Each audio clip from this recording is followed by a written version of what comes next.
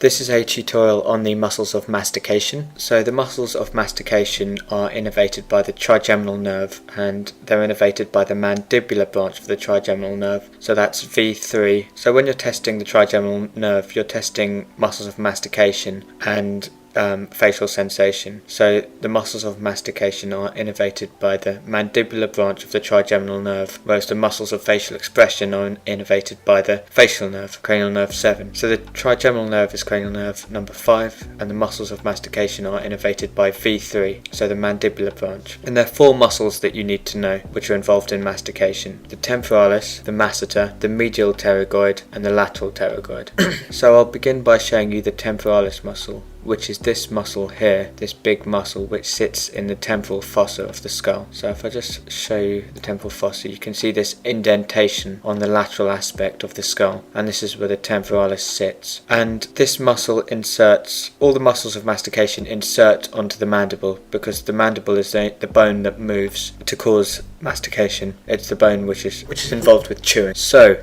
the temporalis inserts onto the coronoid process of the mandible, so that's this anterior process here. So if we just have a look at that, it just inserts. So if I just show you the other side, inserts just there, the coronoid process of the mandible. Just looking at the point of insertion and its origin, you can see that if the muscle were to contract, it would cause the mandible to elevate. It can pull it back in a posterior direction. If you just look at the direction of the fibers, it also causes the mandible to retract. So there's 4 important movements to know with regard to the mandible. You've got retraction, so that's movement posteriorly. You've got protrusion, so that's movement in this direction anteriorly, and you've got elevation, so bringing the mandible upwards in a superior direction, and you've got depression, brings the mandible inferiorly. So 4 movements of the mandible. So looking at the origin and the insertion of the temporalis muscle, you can see that it elevates it, and it can also retract it, looking at the direction of the fibers. So if you put your fingers in the temporal region on your face and you clench your muscles as if you were chewing, you can actually feel this muscle working. And when you're testing the trigeminal nerve, this is what you do to your patients. You put your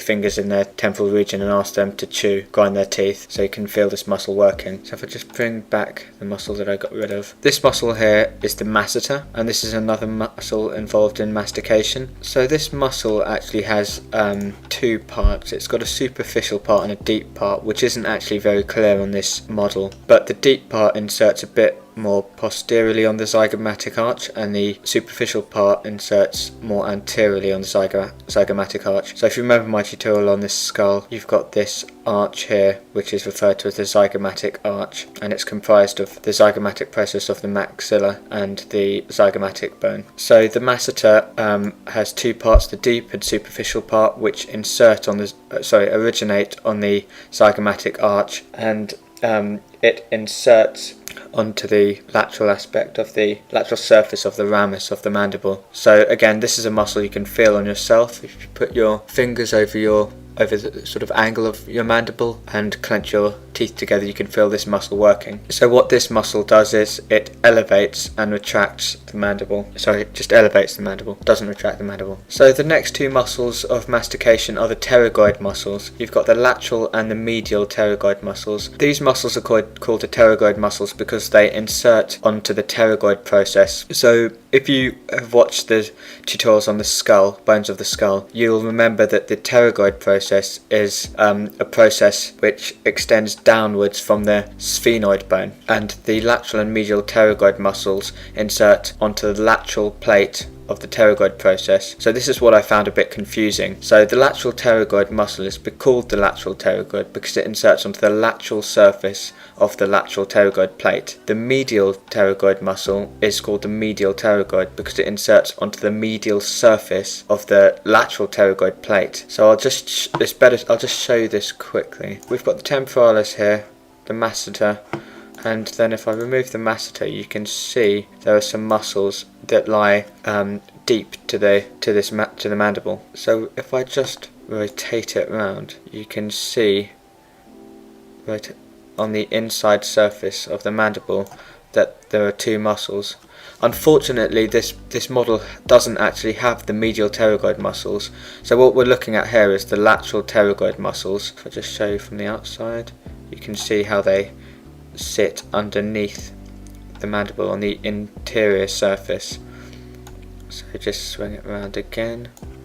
So what you've got here are the lateral pterygoid muscles, and there's two parts. You've got the superior lateral pterygoid and the inferior lateral pterygoid. So this superior lateral pterygoid originates on the infratemporal surface of the greater wing of the sphenoid, inserts superiorly on the condylar process of the mandible. So this is the posterior process on the mandible. The inferior lateral pterygoid inserts a little bit lower on the neck of the condyle of the mandible, and it originates on the lateral plate of the pterygoid process. So just to show you again, the pterygoid process is this thing that's pointing down. So I'll just show you, if I rotate it around, if you keep your eyes on process here, this downward pointing process, this is the pterygoid process. So it might be easier if I just remove the mass to remove the mandible temporarily, and you can see the pterygoid process sticking down. So it's this bone here, this thing sticking down,